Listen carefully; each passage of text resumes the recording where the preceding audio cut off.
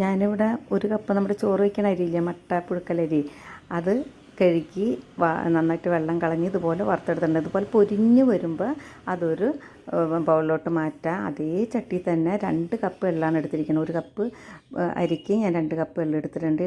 എള്ളൊന്ന് നന്നായിട്ട് ചൂടായാൽ മതി കേട്ടോ, വല്ലാതെ വറുത്താൽ അതിൻ്റെ ടേസ്റ്റ് പോകും. മിക്സിയിൽ പൊടിക്കാൻ പാകമാകുമ്പോൾ അതൊരു ബൗളിലോട്ട് മാറ്റാം.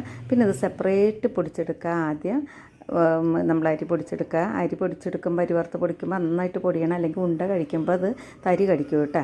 പിന്നെ നമ്മൾ എള്ളും വേറെ പൊടിച്ചെടുക്കുക. രണ്ടും വേറെ വേറെ തന്നെ പൊടിച്ചെടുക്കണം, അല്ലെങ്കിൽ അതിൻ്റെ പാകം ശരിയാവില്ല. പിന്നെ ഞാനിവിടെ ഒരു നാളികേരം ചിരണ്ടി വെച്ചിട്ടുണ്ട്. നാളികേരം അധികം ഉണ്ടെങ്കിൽ അതിനനുസരിച്ച് ടേസ്റ്റും കൂടും കേട്ടോ. പിന്നെ 250 ഗ്രാം ശർക്കര പൗഡറും വെച്ചിട്ടുണ്ട്.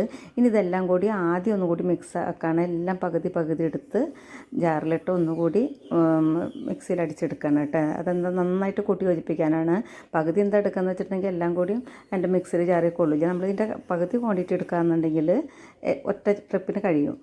പിന്നെ ഇതുപോലെ ഞാൻ പൊടിച്ചെടുത്തിട്ടുണ്ട്. കയ്യിൽ പിടിക്കുമ്പോൾ നമുക്ക് ഉണ്ടുരുട്ടുന്ന പരുവ അറിയാമല്ലോ, അപ്പോൾ അത് കറക്റ്റാണ്. അഥവാ അതിങ്ങനെ പൊടിഞ്ഞാണ് ഉണ്ടുരുട്ടാൻ പറ്റുന്നില്ലെങ്കിൽ കുറച്ച് നാളികേരം കൂടി ചേർത്താൽ മതി കേട്ടോ. ഇനി അടുത്ത ഭാഗം കൂടി ഞാനത് പൊടിച്ചെടുക്കുകയാണ്. ഇപ്പോൾ 2 പ്രാവശ്യം ഞാനത് എല്ലാം മൊത്തം പൊടിച്ചെടുത്ത് ഒരു ബൗളിലാക്കിയിട്ട് നന്നായിട്ട് കൈകൊണ്ട് തന്നെ കുഴച്ചെടുക്കട്ടെ, എന്നാലേ അത് മിക്സിങ് ശരിയാവുള്ളൂ. എന്നിട്ട് നമ്മുടെ ഇഷ്ടത്തിനുള്ള ആകൃതിയിൽ എടുക്കുക. ഞാനിതിപ്പോൾ ഒരു മീഡിയം സൈസ് 25 ബോൾസ് എനിക്ക് കിട്ടിയിട്ടുണ്ട്.